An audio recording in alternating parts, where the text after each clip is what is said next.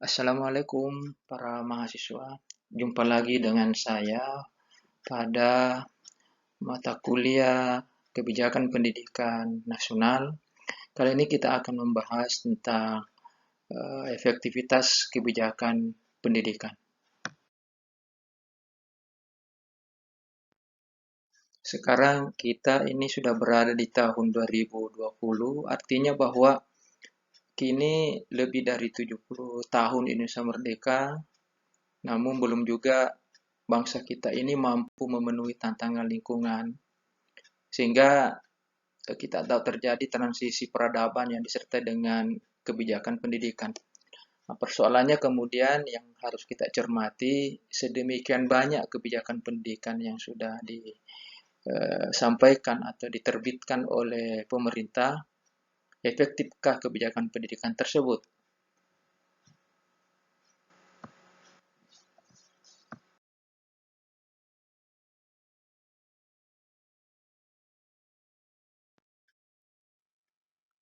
Para mahasiswa, mungkin dalam pertemuan sebelumnya, pengertian kebijakan pendidikan merupakan terjemahan dari educational policy yang tergabung dalam kata educational dan policy. Dalam hal ini bermakna bahwa kebijakan itu adalah seperangkat aturan, sedangkan pendidikan menunjuk kepada bidangnya. Dalam hal ini, kebijakan yang merujuk kepada pendidikan. Nah, dengan demikian, kebijakan pendidikan adalah kebijakan pemerintah dalam bidang pendidikan. Nah, dari penjelasan di atas, ya mungkin kita bisa menarik suatu kesimpulan bahwa yang dimaksud dengan evaluasi kebijakan pendidikan adalah sebuah penilaian dan perbandingan dilakukan dengan hasil pengamatan secara terencana dan konsisten dalam tercapainya sebuah komponen kebijakan, yaitu pelaku kebijakan, adanya lingkungan kebijakan, dan kebijakan publik yang sesuai dengan ketetapan kebijakan pemerintah dalam bidang pendidikan yang secara kuantitatif dan dapat dipertanggungjawabkan.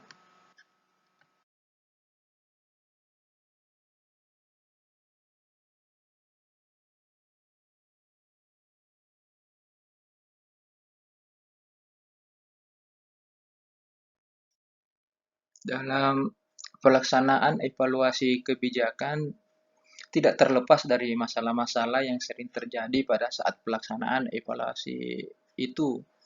Pada mahasiswa diantaranya dapat saya sebutkan.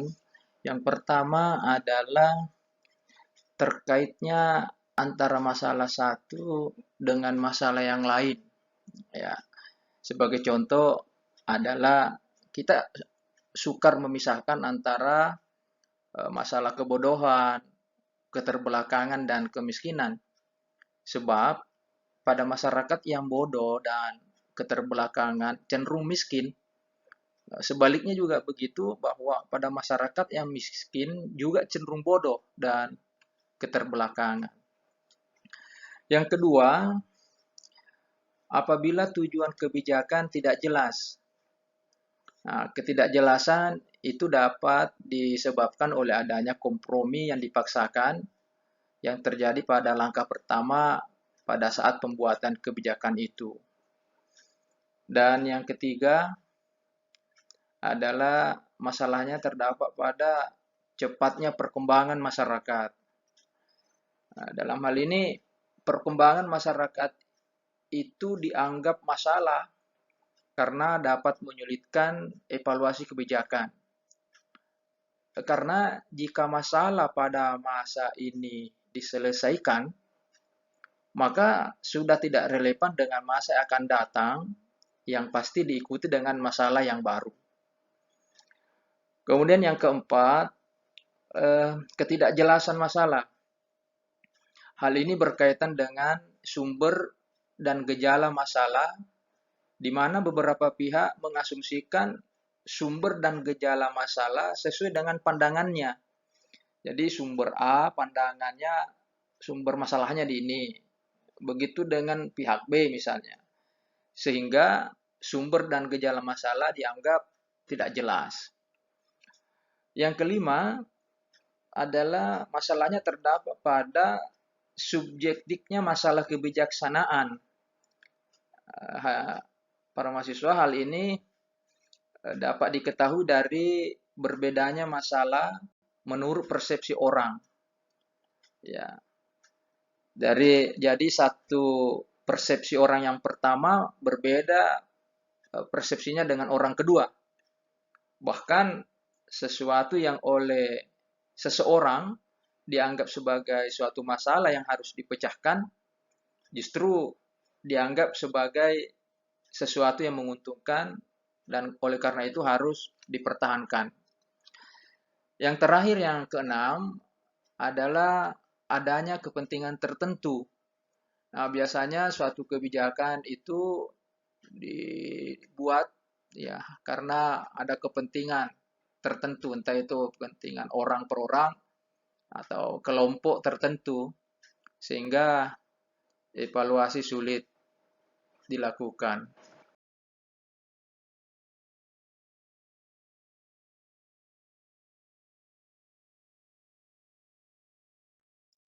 Para mahasiswa, berikutnya saya akan menyampaikan tentang beberapa model evaluasi kebijakan pendidikan. Beberapa literatur bahwa evaluasi atau model evaluasi kebijakan pendidikan itu banyak model. Namun pada kesempatan ini saya hanya akan membicarakan 3 model evaluasi kebijakan pendidikan. Yang pertama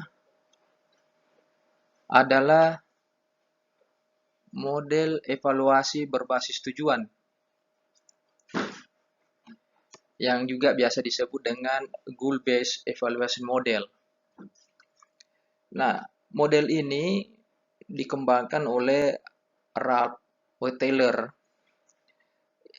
Beliau mendefinisikan bahwa evaluasi itu sebagai process of determining to what extent the education objective are actually being realized. Artinya, menurut beliau bahwa proses pemahaman itu sampai sejauh mana tujuan pendidikan benar-benar telah diwujudkan. Nah, jadi menurut model ini bahwa mengevaluasi suatu tujuan yang telah dirancang melalui proses pertama itu adalah identifikasi tujuan. Kemudian ada perumusan tujuan, lalu kemudian mengembangkan metode data dan instrumen data, serta suatu program yang berakhir dengan tercapainya tujuan layanan dan menganalisis data serta menarik kesimpulan dalam pendidikan. Nah, nanti saya akan jelaskan lebih jauh, lebih banyak ya, terkait dengan ini pada slide berikutnya. Ya. Model yang kedua adalah model evaluasi bebas tujuan yang dikembangkan oleh Michael Scriven. Ya, Scriven.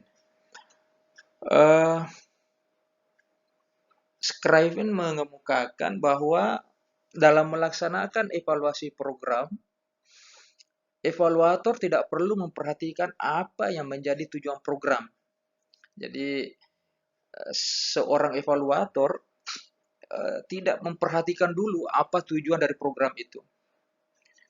Yang perlu diperhatikan menurut model ini adalah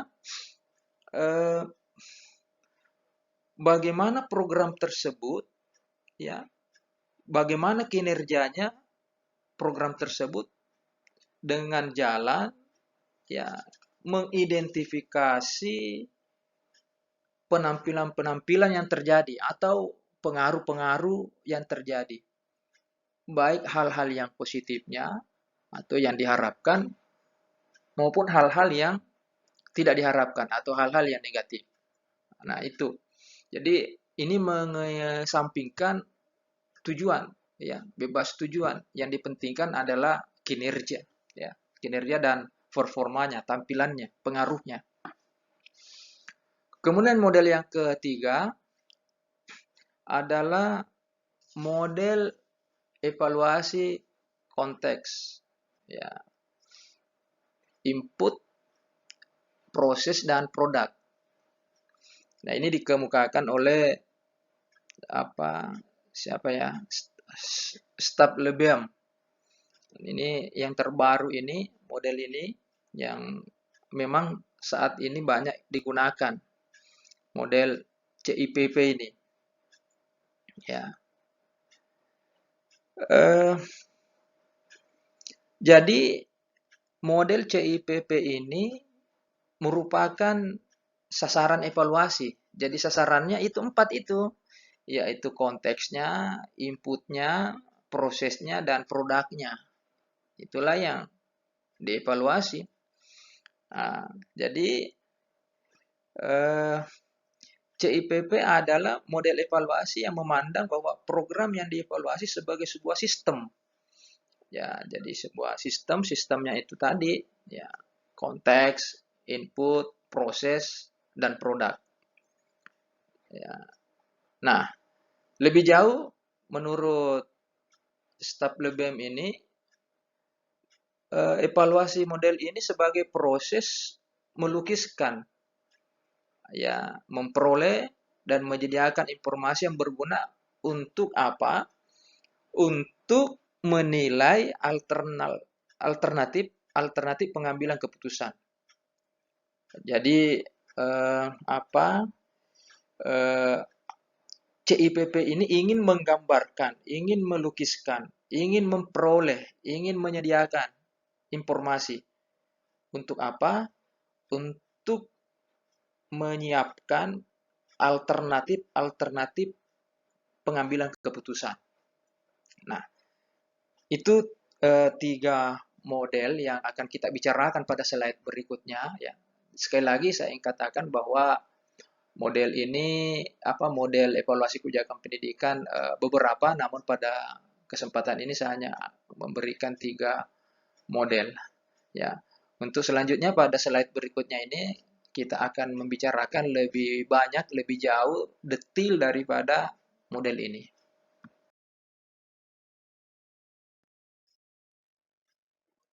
Baik para mahasiswa, ya. Di slide ini kita akan membicarakan lebih detail lagi, lebih rinci lagi tentang model evaluasi berbasis tujuan ini. Seperti yang saya sudah sampaikan pada slide sebelumnya bahwa model evaluasi berbasis tujuan ini adalah suatu proses yang akan memberikan pemahaman kepada evaluator bahwa sampai sejauh mana tujuan pendidikan benar-benar diwujudkan. Nah, dengan demikian model evaluasi berbasis tujuan dirancang dan dilaksanakan dengan proses seperti yang para mahasiswa lihat di slide. Yang pertama adalah mengidentifikasi tujuan. Di sini mengidentifikasi dan mendefinisikan tujuan atau objektif intervensi, ya. Maksudnya di sini adalah layanan dari program yang tercantum dalam rencana program itu dirumuskan dalam indikator-indikator kuantitas dan kualitas yang diukur. Nah, jadi pertama yang harus dilakukan ketika menerapkan model ini adalah pertama mengidentifikasi tujuan, ya. Yang kedua adalah merumuskan tujuan, ya. Jadi evaluator merumuskan tujuan program menjadi indikator-indikator kuantitatif kualitatif yang dapat diukur. Jadi tadi itu setelah diidentifikasi tujuannya, lalu kemudian dirumuskan, ya, dirumuskan dalam bentuk indikator-indikator. Ya, indikator itu nanti akan diukur, ya, baik pengukurannya kuantitatif maupun kualitatif. Ya. Yang ketiga adalah mengembangkan metode dan instrumen untuk menjaring data. Ya. Jadi pada tahap ketiga itu mengembangkan metode dan instrumen untuk menjaring data. Dalam hal ini evaluator menentukan apakah akan menggunakan metode kuantitatif atau kualitatif ataukah mix, ya, mix method atau metode campuran menggabungkan antara kuantitatif dan kualitatif. Ya, jadi di sini sudah membuat pilihan, lalu kemudian mendesain, ya, mendesain apakah dia menggunakan metode kuantitatif atau kualitatif, bahkan bisa juga kedua-duanya. Yang berikut adalah yang keempat, memastikan program telah berakhir dalam mencapai tujuan layanan. Nah, apa yang dilakukan di sini adalah evaluator, ya, memastikan aktivitas program telah berakhir. Ya. Jadi intervensi dari program yang telah dilaksanakan dan ada indikator mencapai pada pencapaian tujuan, pengaruh ataukah perubahan yang diharapkan. Jadi di sini sudah ada penjaringan data, ya. Jadi sebelum penjaringan data, jadi dia harus memastikan dulu apakah program telah berakhir dan mencapai tujuan layanan. Nah, nanti pada tahap kelima baru kemudian menjaring data dan menganalisis data mengenai indikator-indikator program. Jadi indikator-indikator program yang sudah ditentukan tadi itu pada langkah kedua, ya, langkah kedua itu kemudian dianalisis, ya, dianalisis data-data yang sudah diperoleh itu, ya, terperoleh. Nah, setelah data diperoleh, lalu kemudian ada informasi yang didapat, lalu kemudian menganalisis, ya, menganalisis semua indikator, ya, indikator program dalam butir-butir yang sudah dirumuskan itu. Kemudian yang keenam adalah membuat kesimpulan. Nah, di sini evaluator mengukur hasil pencapaian program atau pengaruh intervensi atau perubahan yang diharapkan dari pelaksanaan program dan membandingkan dengan objektif yang direncanakan dalam rencana program untuk menentukan apakah terjadi ketimpangan atau tidak. Jadi dari tahapan ke-6 ini, pada tahapan kesimpulan, di sini ada semacam ya, kesimpulan apakah tujuan tercapai, apakah hanya sebagian yang tercapai, ataukah tujuannya tidak tercapai, ataukah ada penyimpangan. Nah, di situ, di kesimpulan itulah yang dikemukakan di situ. Nah, dari hasil kesimpulan ini, maka akan dibuatkan keputusan pemanfaatan hasil program. Nah, disinilah muncul yang dimaksud dengan evaluasi efektivitas daripada suatu kebijakan pendidikan.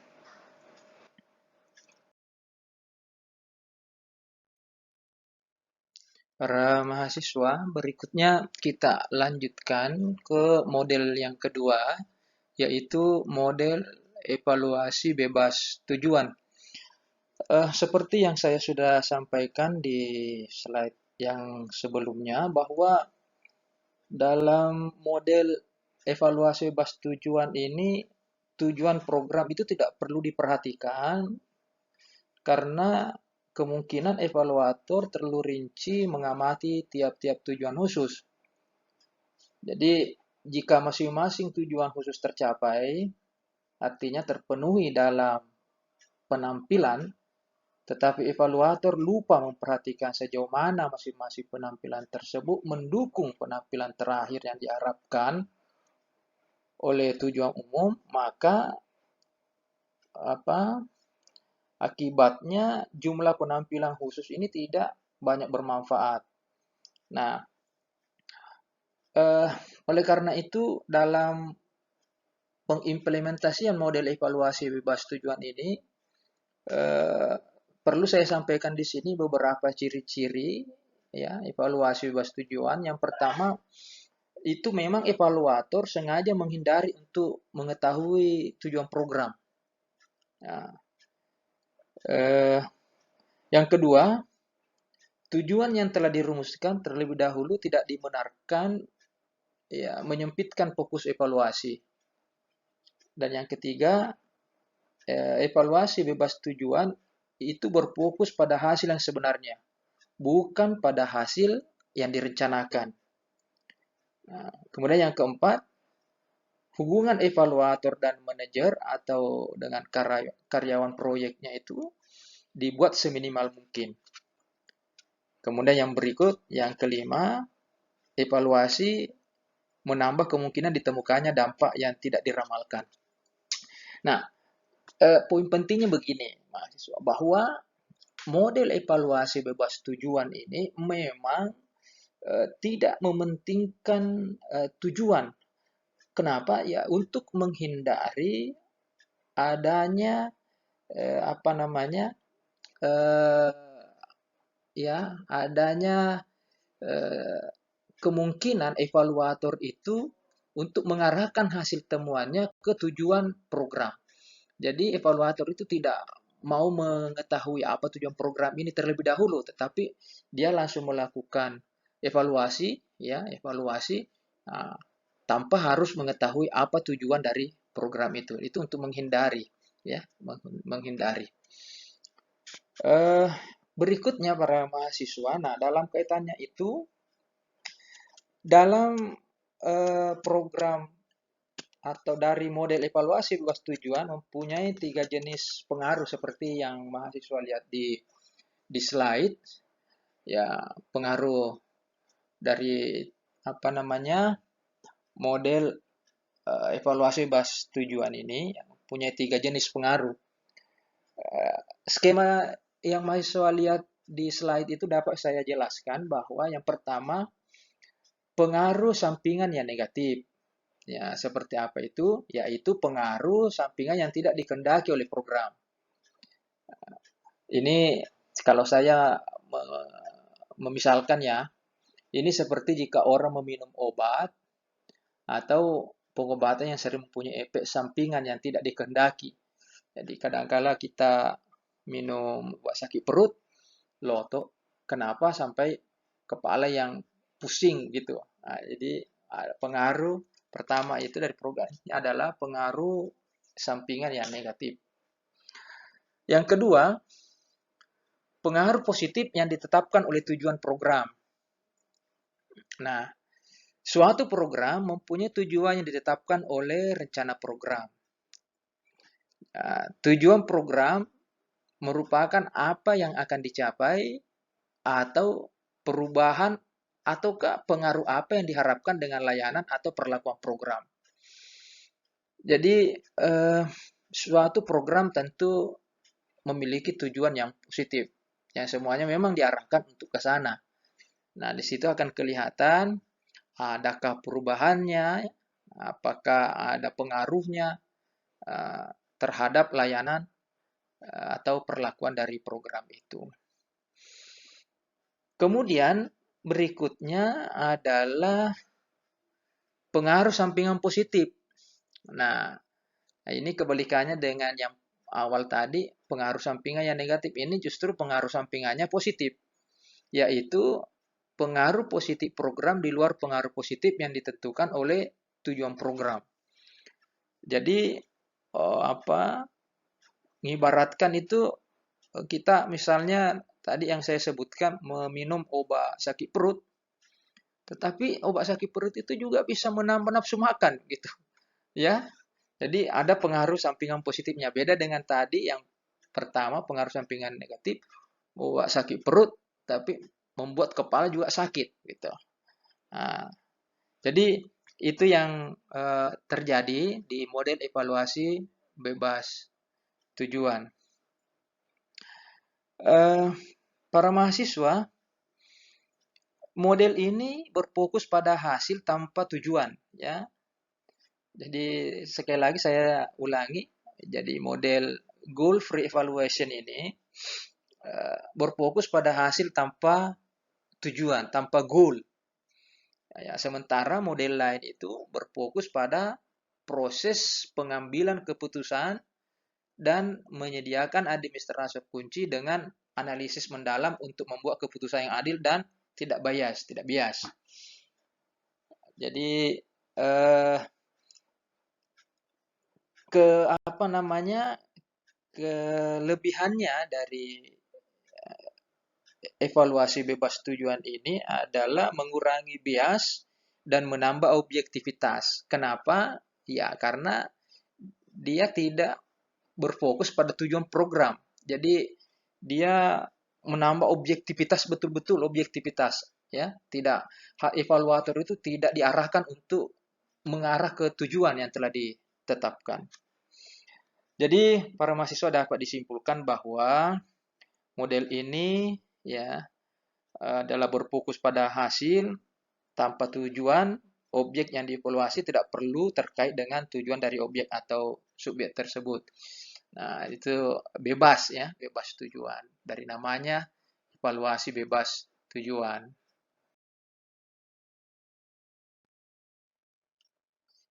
Para mahasiswa, model berikut yang saya sampaikan adalah model CIPP. Model evaluasi ini dipakai secara meluas di seluruh dunia dan dipakai untuk mengevaluasi berbagai disiplin dan layanan. Misalnya dalam dunia pendidikan, perumahan, pengembangan masyarakat, transportasi, dan sistem evaluasi kepegawaian lainnya. Nah, model CIPP ini terdiri dari 4 jenis evaluasi sesuai dengan namanya, yaitu evaluasi konteks, evaluasi input, evaluasi proses, dan evaluasi produk. Mari kita lihat satu persatu penjelasan dari skema yang mahasiswa lihat di slide.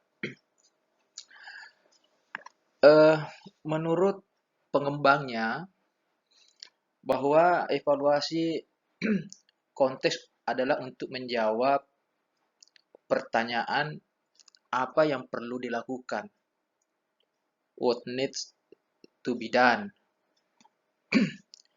Nah, evaluasi ini mengidentifikasikan dan menilai kebutuhan yang mendasari disusunnya suatu program.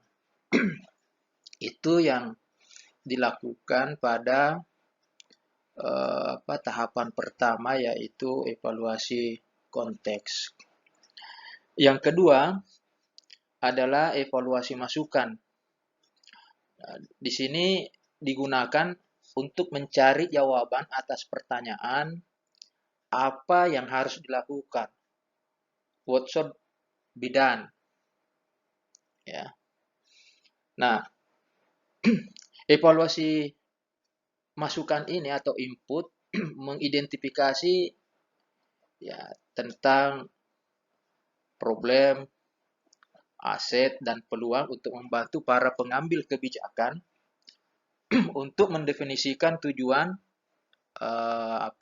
prioritas, dan membantu kelompok-kelompok lebih luas pemakai untuk menilai manfaat-manfaat dari program, sekaligus menilai pendekatan alternatif, rencana tindakan, ya, dan anggaran untuk visibilitas dan potensi cost efektif untuk memenuhi kebutuhan dan tujuan yang ditargetkan.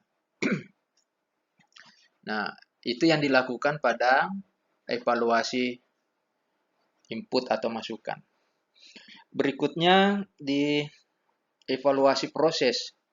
Di sini berupaya untuk mencari jawaban atas pertanyaan, apakah program sedang dilaksanakan. Nah, jadi di sini ada proses ya. Is it being done?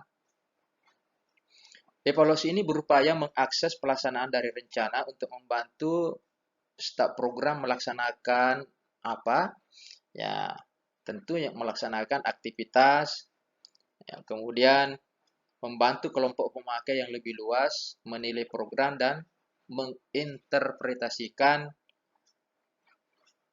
manfaat. Nah, yang terakhir di model evaluasi ini adalah evaluasi produk. Di sini diarahkan untuk mencari jawaban pertanyaan, did it sucks? Ya. Evaluasi ini berupaya untuk mengidentifikasi sekaligus ya mengakses keluaran dan manfaat,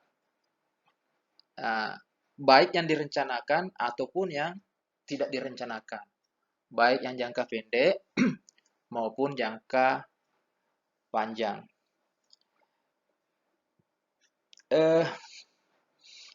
Apa manfaatnya?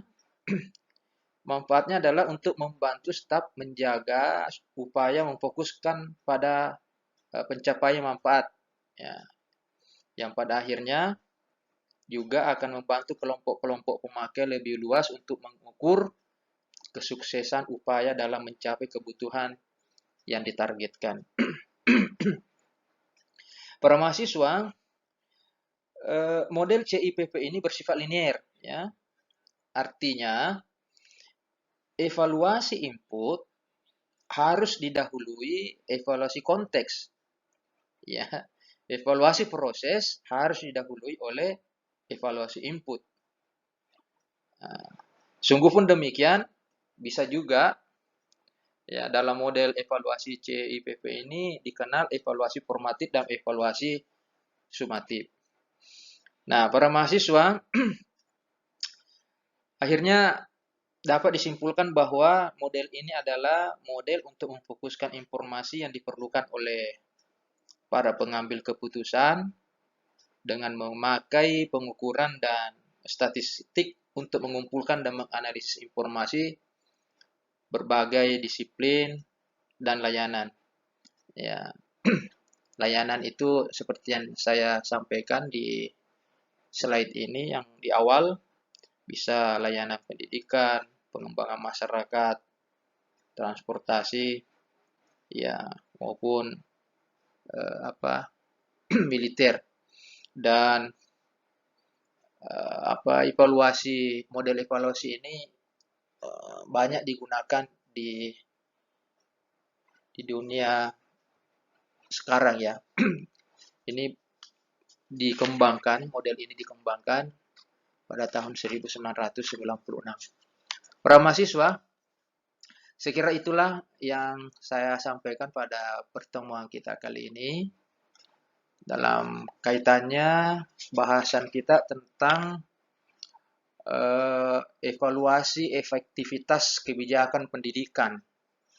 Nah, model-model yang saya sampaikan ini, 3 model ini yang saya sampaikan adalah model yang bisa digunakan untuk mengevaluasi kebijakan pendidikan. Sekali lagi saya ingin katakan kepada mahasiswa bahwa bukan hanya 3 model ini yang biasa digunakan dalam dunia pendidikan untuk mengevaluasi ya, kebijakan, tetapi banyak model-model lain. Tapi pada kesempatan ini saya hanya memberikan 3 model. Terima kasih, sampai jumpa di perkuliahan berikutnya.